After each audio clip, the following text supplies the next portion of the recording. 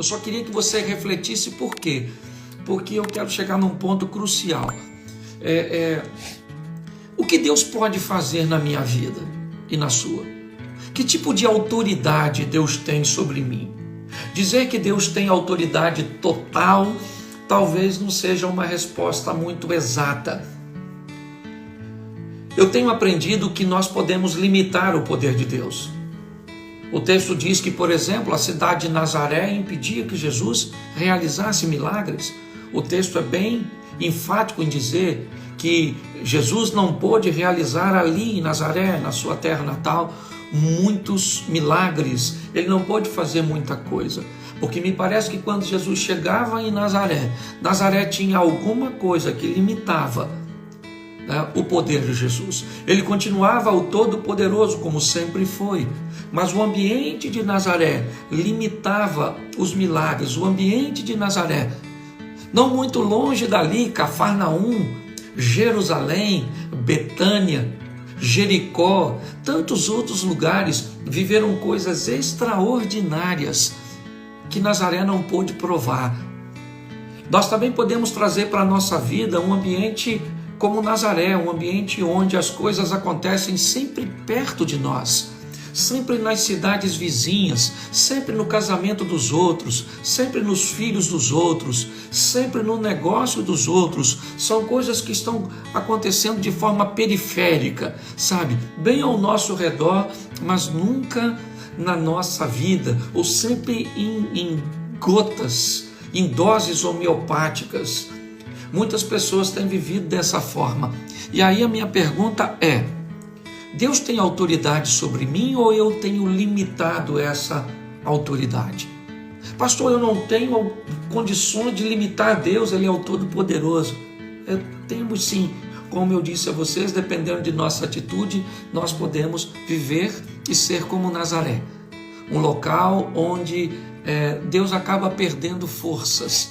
Ele não tem, porque não há um ambiente de fé, não há um ambiente de comprometimento, não é um ambiente de autoridade onde ele possa manifestar. Mas eu queria perguntar a você: que nível de autoridade Deus tem sobre a sua vida? Certo? E isso vai ser mais fácil de você responder se você descobrir a quem você quer agradar. Sua vida, ela é vivida para agradar a quem? Vamos lá, deixa eu te dar alguns textos e durante a leitura eu tenho que tirar os olhos aqui de você, mas fique atento. Romanos 15:1 diz assim: mas nós que somos fortes devemos suportar a fraqueza dos fracos e não agradar a nós mesmos. Vamos lá, o primeiro estilo de vida que nós temos aqui são daquelas pessoas que se tornaram o centro das atenções, da sua própria vida. Tudo precisa girar em torno dela. Ela vive uma vida de forma que a agrada. Não interessa agradar a ninguém. Eu não quero agradar o vizinho, eu não quero agradar os meus pais, eu não quero agradar os outros, porque ninguém tem nada a ver com a minha vida. Eu vivo do jeito que eu quero, eu vou onde eu quero, eu uso o que eu quero, eu faço sexo com quem eu quero, na hora que eu quero, da maneira que eu quero, eu compro o que eu quero, se eu não quero pagar, eu não pago, que os outros levam prejuízo, eu não conheço os limites, porque eu sou centralizado em mim mesmo. Bom, vamos lá. Se você acha que o mundo gira ao seu redor, se você tem essa sensação de que as coisas estão girando ao redor de você, talvez seja melhor você ir ao médico, porque você pode estar com labirintite. A vida é muito mais do que você mesmo. Tudo girando em torno de você, mas aqui não estou falando se está certo ou se está errado. Eu estou apenas dizendo que tem pessoas que vivem desse jeito, certo? Então tudo tem que ser do jeito dela, na hora dela, ela é o centro das atenções, certo? Então o texto está dizendo aqui que eu devo viver uma vida onde eu me proponho a entender que há fraqueza nas pessoas e eu não devo viver o tempo inteiro para agradar a mim mesmo. É lógico que eu também não posso viver o tempo inteiro para agradar os outros, não, mas eu preciso entender que me agradar e querer ser o centro das atenções o tempo inteiro vai me trazer sérios problemas. Segunda maneira de viver, Efésios 6:6, diz assim: não servindo à vista como para agradar os homens, mas como servos de Cristo, fazendo de coração a vontade de Deus. A segunda maneira de viver é aqui, para agradar aos homens. Tem gente que vive para agradar a outras pessoas. Essas pessoas normalmente são o que comumente chamam politicamente corretos. Aqueles que querem evitar os conflitos, querem evitar os problemas. Então ele sempre é a favor de tudo, não interessa o que seja. Cada um tem o direito de pensar do jeito dele, de fazer o que é dele, se é dessa forma, ele está sempre se esquivando. Normalmente quem vive para agradar os outros, sempre diz o que os outros querem ouvir, posta o que os outros querem ouvir. Ele cria, na verdade, uma máscara, porque o interesse dessa pessoa não tem nada a ver em agradar a si mesmo nem a Deus. O que elas querem é apenas que as outras pessoas as vejam com bons olhos. Então, ela vai fazer o possível e o impossível, muitas vezes, vão se expor ao ridículo, vão romper com seus próprios valores, com seus próprios princípios, porque elas querem ser bem vistas. Eu aprendi uma coisa nessa vida: não há fórmula para o sucesso, mas há uma para fracasso. Tentar agradar a todo mundo. Aprenda isso. Mas tem gente, como eu disse, eu estou apresentando aqui. Primeiro, o estilo de vida, onde eu sou o centro das atenções e quero agradar a mim mesmo. Segundo estilo de vida, o estilo de vida que eu estou aqui para agradar aos homens. Pedro disse isso num de seus discursos: mais importa a mim agradar a Deus do que aos homens. Essa é a terceira maneira de viver. 1 Tessalonicenses 4:1, que diz assim: finalmente, irmãos, vos rogamos e exortamos no Senhor Jesus, que assim como recebeste nós, de que maneira convém agradar a Deus, andar e agradar a Deus, assim andai, para que possais progredir cada vez mais. Esse texto diz o seguinte: que tem gente que vai viver um estilo de vida que vai agradar a Deus. Ok? Qual é a minha vontade? Qual é o meu desejo? Agradar a mim mesmo, tá certo? Eu sou o centro das atenções, talvez no humanismo ateísta. Vamos lá, eu quero agradar aos outros, então eu quero que os outros tenham uma boa imagem, então eu vou viver para impressionar as outras pessoas e agradá-las, ou eu vou viver para agradar a Deus. Aí as pessoas têm a seguinte questão: bom, se eu vivo para agradar a Deus, eu não me agrado. Se eu vivo para agradar a Deus, eu não agrado os outros. Vamos lá. A Bíblia diz que Deus está no centro de tudo. Amai a Deus sobre todas as coisas. Depois eu amo o próximo como a mim mesmo. Apesar do texto aqui dizer que eu amo o próximo como a mim mesmo, essa expressão, a mim mesmo, na verdade acaba invertendo o texto e dizendo: eu amo a Deus, depois eu me amo e depois eu amo o próximo como eu me amo. Ou seja, eu amo a Deus, depois eu me amo e depois eu amo o próximo. Quem quer agradar a Deus vai conseguir ter um estilo de vida onde ele consegue viver bem com Deus, porque quer agradá-lo, consigo mesmo e automaticamente com seu próximo. E nós vamos dar uma olhadinha, né, nessa questão mais à frente. Eu queria falar um pouco com você sobre isso. Então, agradar a Deus é ser feliz, é ter prazer, é realizar sonhos, é viver aventuras, é conquistar coisas, é uma vida ao lado do mal sem fazer parte dele. É assim que funciona.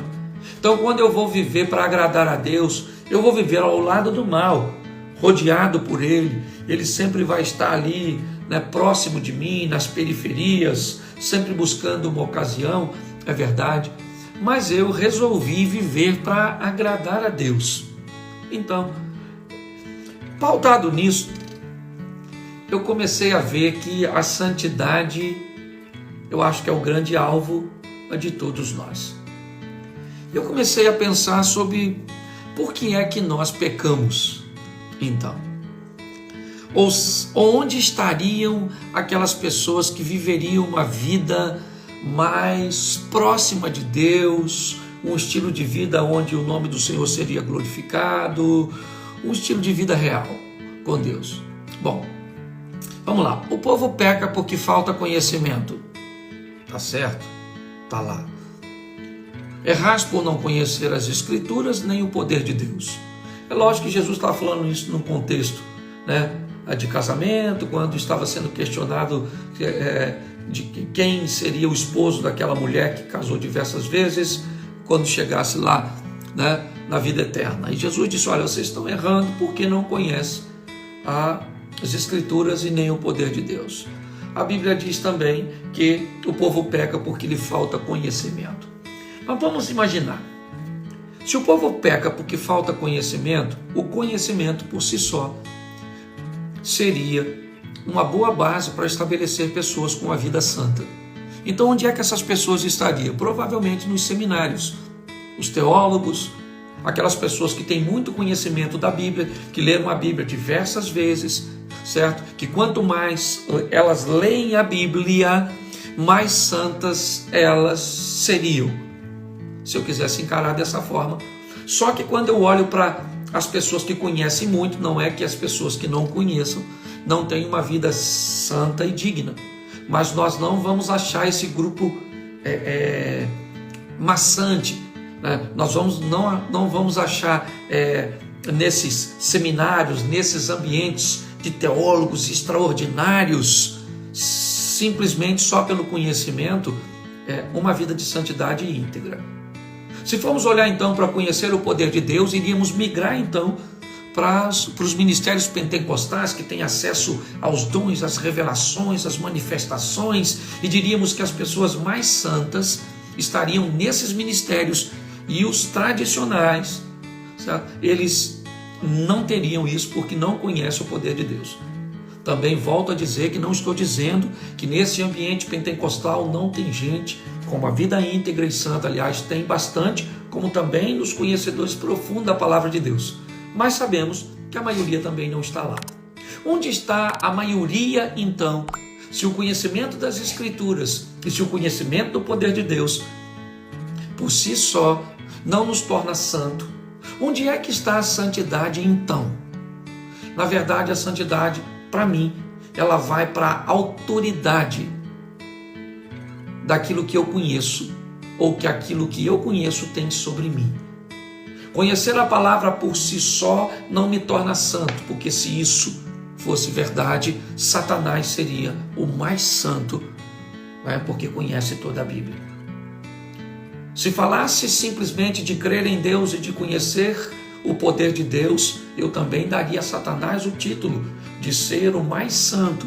Por quê? Porque ele não apenas conhece, reconhece, como estremece na presença de Deus. O grande problema é que tudo o que ele sabe não tem autoridade sobre a vida dele. Na verdade, a vida de santidade, ela tem a ver com o conhecimento bíblico, sim. Ok? Que isso fique claro. Não estou dizendo que conhecimento não é importante. Conhecer o poder de Deus, certo? Saber o que Ele é capaz de fazer, buscar uma intimidade, mas muito mais do que tudo isso, o que tudo isso exerce de autoridade sobre a minha vida? Quando o conhecimento bíblico que diz que eu tenho que amar a minha esposa, ele é apenas um conhecimento, eu conheço, mas não amo. Quando ele é um conhecimento com autoridade, eu conheço e exerço e faço. Quando eu sei que a Bíblia diz que eu devo honrar meu pai e a minha mãe,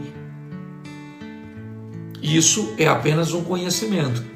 Quando eu honro meu pai e a minha mãe, esse conhecimento exerce um nível de autoridade sobre minha vida, que ele se torna uma prática, um estilo de vida. É isso que eu quero que você entenda. Certo? Quando eu entendo que os dons, que a manifestação, que as curas e que tudo que ele é capaz de fazer, que as línguas estranhas e tantas outras coisas, eu estou inserido nesse mundo, mas muito mais do que um dom, eu tenho o dom e esse poder, ele tem autoridade sobre a minha vida de dizer que eu não quero ouvir no final de tudo, que fiz uso de tudo isso e vou ouvir dele: apartai-vos de mim, maldito, porque eu não sei quem você é.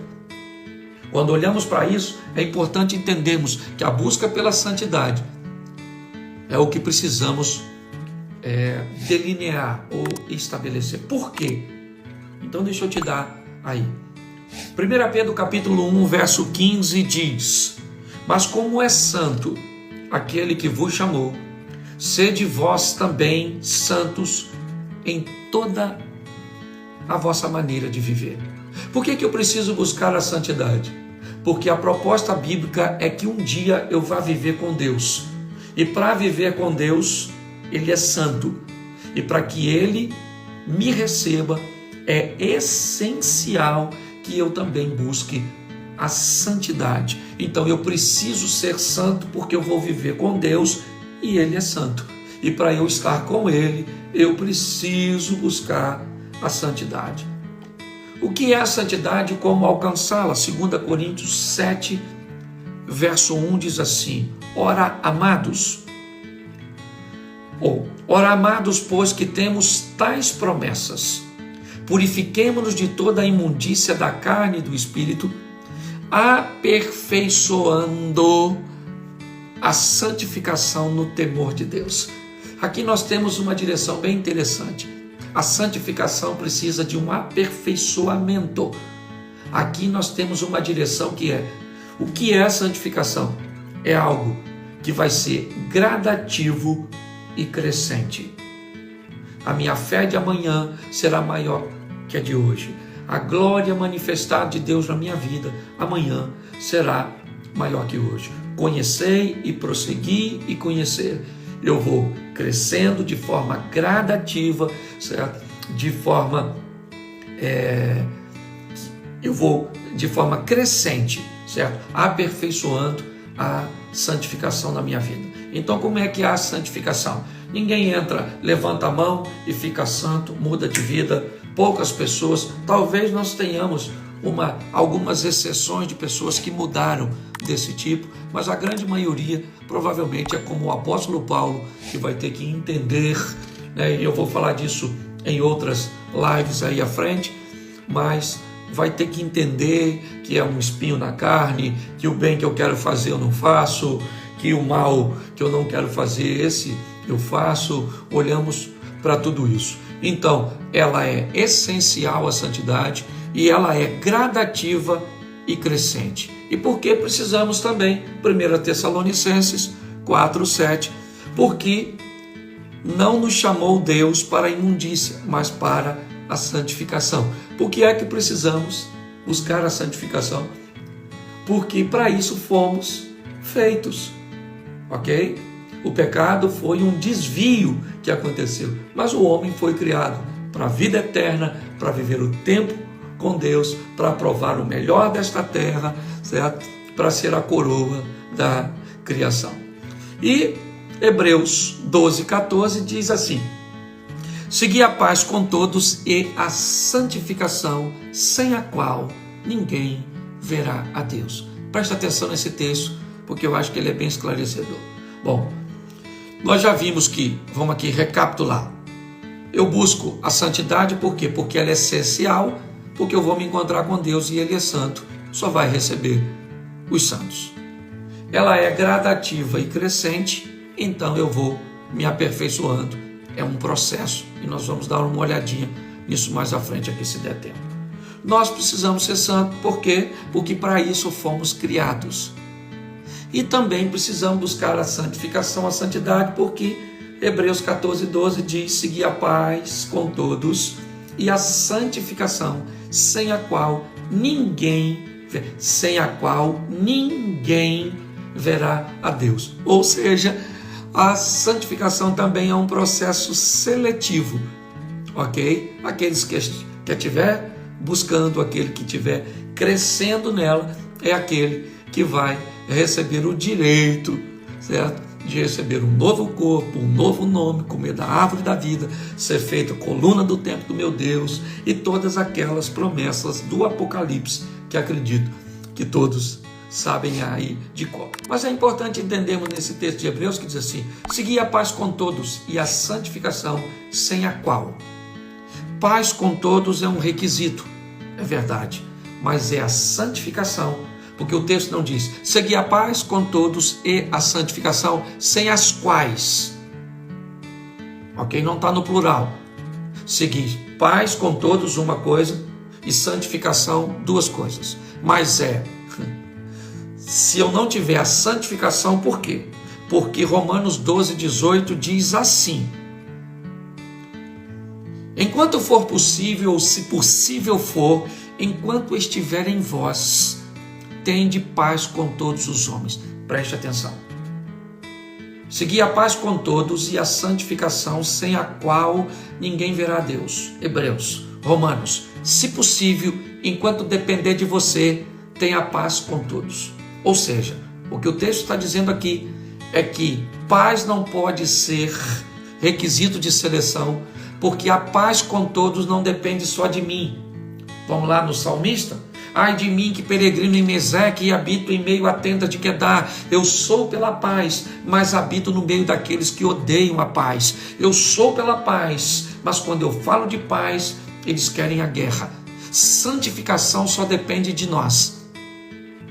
É algo individual. Mas paz depende de mim e depende da minha esposa, depende de mim e depende dos meus filhos, depende de mim e depende dos meus vizinhos. Por isso ele diz, enquanto depender de você, faça todos os seus esforços para ter paz com todo mundo. Mas sabemos que nem sempre isso é possível. E por isso, ter paz com todos não é requisito básico, não é um processo seletivo, ok? Para ter a vida eterna. E sim a santificação. Ah, pastor, mas a Bíblia diz que eu tenho que amar meu irmão. Isso, mas eu posso amar meu irmão e nem sempre ter paz com ele. Eu posso orar por ele, de repente ele não vai gostar de mim. Pode ter uma indisposição que não depende de mim, depende do outro. E isso é importante, nós olharmos. Quando paramos para observar essas coisas, eu acho que isso pode nos levar a uma esfera de aprendizado. É muita informação, na verdade eu já estou na 4ª mensagem pregando na igreja, estou fazendo aqui só um apanhado com vocês, mas queria deixar aqui essa reflexão para todos vocês. Primeira pergunta, certo? Que estilo de vida eu estou querendo levar? Deus é autoridade sobre a minha vida ou não? Tem alguém que é autoridade e não Deus? Como Jacó? É a mãe? É ele mesmo? Quem é? Certo? Quem eu estou querendo agradar? Eu quero agradar a mim mesmo ou eu quero agradar os outros? Como é que eu vou olhar para tudo isso? Pare um pouco para pensar nessas coisas, porque me parece que algumas pessoas não conseguem alcançar uma vida digna com Deus porque criaram um ambiente utópico, surreal, uma ditadura de santidade inalcançável. Ok? Pense, reflita um pouco sobre isso. Um grande abraço, Deus abençoe.